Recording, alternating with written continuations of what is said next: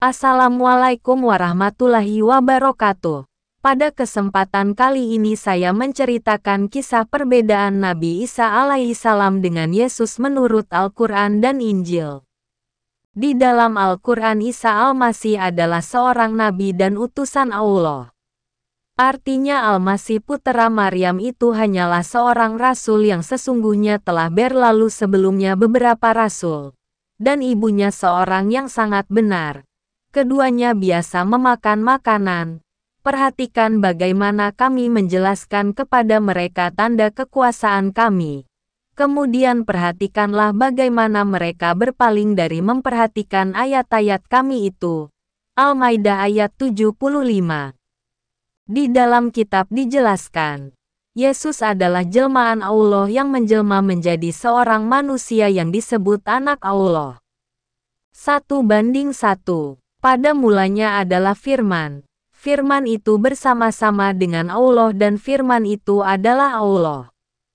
1:2. Ia pada mulanya bersama-sama dengan Allah.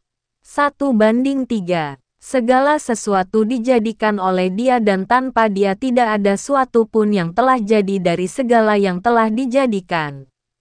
1:13. Orang-orang yang diperanakan bukan dari darah atau dari daging. Bukan pula secara jasmani oleh keinginan seorang laki-laki. Melainkan dari Allah. Pukul 1:14. Firman itu telah menjadi manusia. Dan diam di antara kita.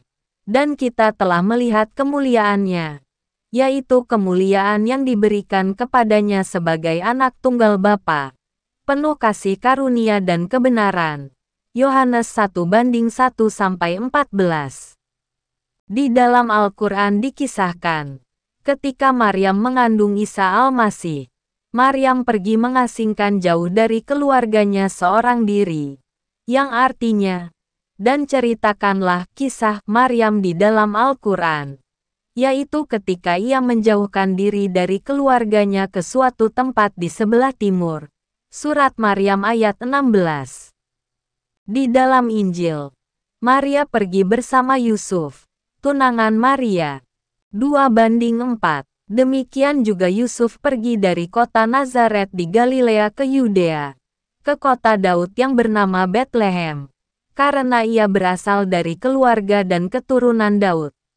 2:5. Supaya didaftarkan bersama-sama dengan Maria, tunangannya, yang sedang mengandung. 2:6. Ketika mereka di situ tibalah waktunya bagi Maria untuk bersalin. Lukas 2:4-6. Di dalam Al-Quran kematian Isa Al-Masih tidak di atas kayu salib.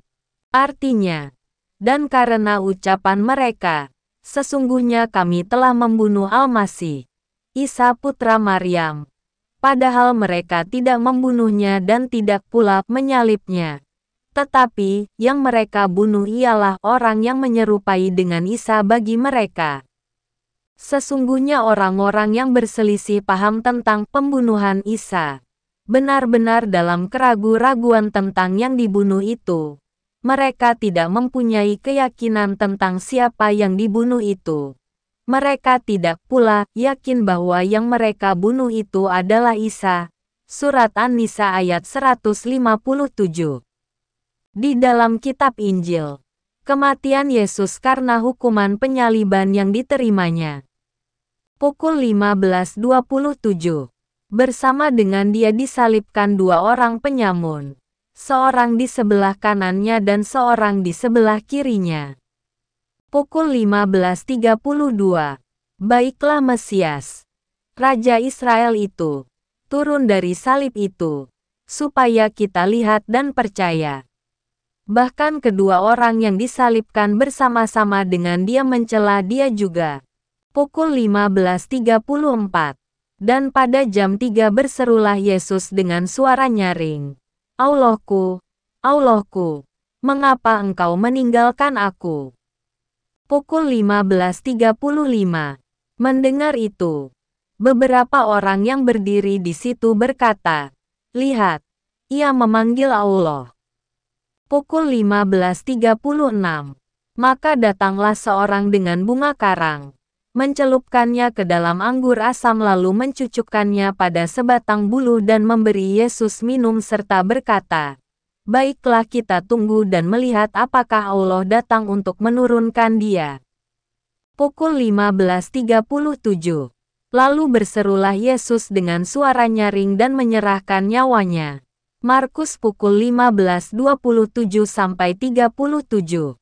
Di dalam Al-Quran Isa dalam gelar Al-Masih. Artinya, ingatlah ketika malaikat berkata, "Hai Maryam, sesungguhnya Allah menggembirakan kamu dengan kelahiran seorang putera yang diciptakan, dengan kalimat yang datang daripadanya.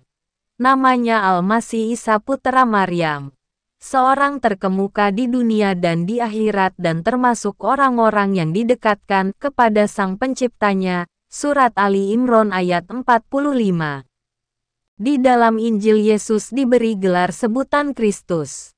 Pukul 1:16. Yakub memperanakan Yusuf suami Maria, yang melahirkan Yesus yang disebut Kristus.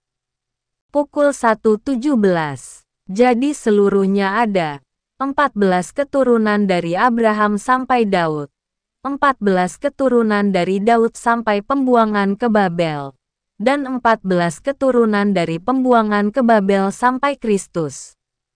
Pukul 1:18 kelahiran Yesus Kristus adalah seperti berikut. Pada waktu Maria, ibunya, bertunangan dengan Yusuf, ternyata ia mengandung dari Roh Kudus. Sebelum mereka hidup sebagai suami istri. Matius pukul 1:16-18. Mungkin cukup sekian, jika ada salah kata saya memohon maaf yang sebesar-besarnya. Wassalamualaikum warahmatullahi wabarakatuh.